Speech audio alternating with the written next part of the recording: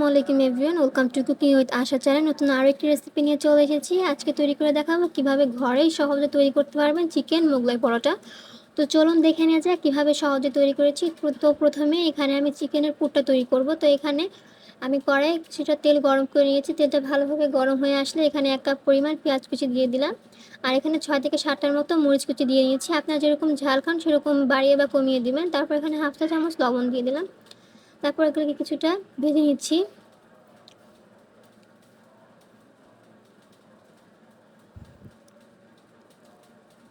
হালকা নাড়াচাড়া দিয়ে সফট করে ভেজে নিলাম। তো এখন দিয়ে দিচ্ছি 1 টেবিল চামচের মতো আদা রসুন বাটা আর হাফ চা চামচ জিরা বাটা। আর এখন দিয়ে দিচ্ছি 1 টেবিল চামচ হলুদের গুঁড়া আর 1 টেবিল চামচ মরিচের গুঁড়া। তো এগুলো দেওয়ার পর ভালোভাবে একটু ভেজে নিচ্ছি।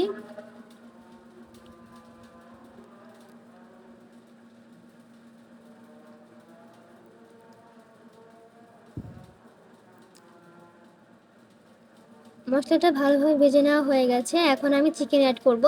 তো আগে থেকে এই চিকেনগুলো ছোটো ছোটো করে কেটে তারপর ধুয়ে নিয়েছিলাম।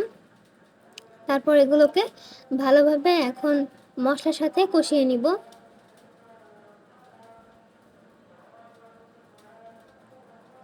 তো এই পর্যায়ে আমি এখন দিয়ে দিচ্ছি 2টা এলাচ আর অল্প একটু দারচিনি।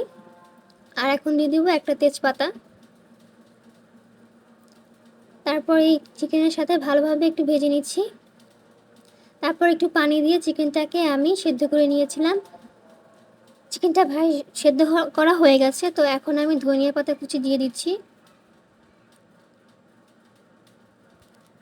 ধনিয়া পাতা কুচি দেওয়ার পর একটু ভালোভাবে নেড়েচেড়ে আর 3 মিনিটের মতো রান্না করে নিব। আর 3 মিনিটের মতো রান্না করার মধ্যে এটা ঝরঝরা হয়ে যাবে চিকেনটা।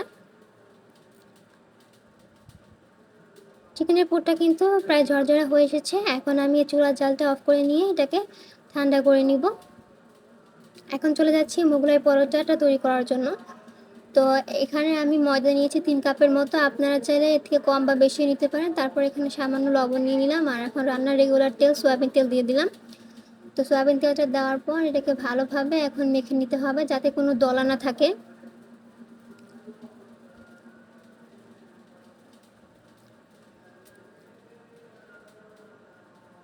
তারপর ভালোভাবে মেখে নেওয়া হয়ে গেছে। এখন আমি অল্প একটু নর্মাল পানি দিয়ে এটাকে একটা ডো তৈরি করে নিব।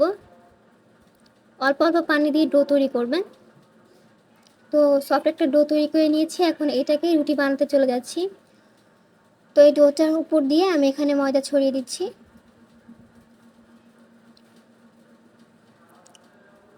তো এখন একটা বেলুনের সাহায্যে রুটিটা তৈরি করে নিব।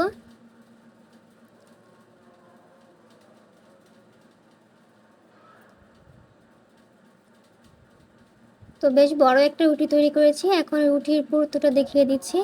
যেরকমভাবে ঘরে নর্মাল পরোটা বানিয়ে খাই সেরকমভাবে পুরুত্বটা রেখেছি। তো আগে থেকে যে চিকেনের পুরটা তৈরি করে রেখেছিলাম সেটা ঠান্ডা করে নিয়েছিলাম। তারপর এগুলোকে এখন রুটির মাঝখানে দিয়ে দিচ্ছি।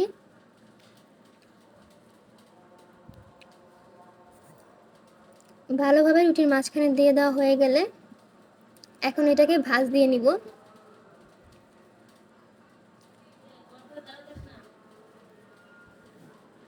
তো প্রথমে আমি এখানে বাম পাশে একটু পানি লাগিয়ে নিলাম। পানিটা লাগিয়ে তারপর বাম পাশ থেকে একটু টেনে মাঝখানে লাগিয়ে নিচ্ছি। আবার একই প্রসেসে ডান পাশে একটু পানি লাগিয়ে নিব। পানি লাগিয়ে মাঝখান বরাবর এনে নিচ্ছি। আপনারা চাইলে পানির বদলে তেলও দিতে পারেন। তারপর একইভাবে আমি নিচ থেকেও পানি লাগিয়ে নিচ্ছি। পানি লাগিয়ে মাঝখান বরাবর এনে নিলাম। তারপর আবারও উপর থেকে পানি লাগিয়ে নিলাম। পানি লাগিয়ে তারপর মাঝখান বরাবর এনে নিয়েছি। তো এরকমভাবে আমি মোগলাই পরোটাটা তৈরি করব। তো এই ভাজ দেওয়াটা কিন্তু খুবই সহজ। যদি ভালোভাবে ফলো করেন তাহলে যে কেউ পেরে যাবেন। তারপরে পরোটাকে ভেজে নেওয়ার জন্য যাচ্ছি। তো এখানে একটা প্যান গরম করে নিয়েছি তেল দিয়ে। তারপর তেলটা ভালোভাবে গরম হয়ে আসলে একটা পরোটা আমি দিয়ে দিলাম। পরোটা দেওয়ার পর চামচের সাহায্যে এই তেলটা উপর দিয়ে দিতে পারেন।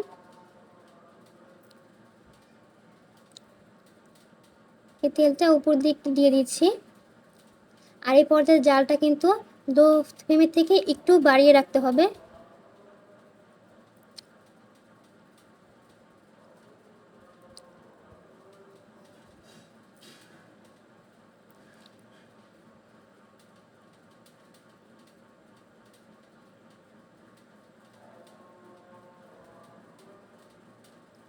তো চামচ দিয়ে এটার উপরে আমি একটু তেলটা দিয়ে দিলাম। তারপর এক সাইডটা হয়ে গেলে হালকা লাল, তারপর পরের সাইডটা আমি ঘুরিয়ে ভেজে নিব। তো ভেজে নেওয়া হয়ে গেছে, তো এটাকে এখন আমি উঠিয়ে নিচ্ছি। তো কত সুন্দর হয়েছে দেখতে পাচ্ছেন। তো এরকমভাবে যে কেউ ঘরে অল্প সময়ে চিকেন মোগলাই পরোটা তৈরি করতে পারবেন খুবই সহজেই। আজকের এই রেসিপিটা ভালো লাগলে একটা লাইক দিয়ে দিবেন আর আমার চ্যানেলটি সাবস্ক্রাইব করে দিবেন। আল্লাহ হাফেজ।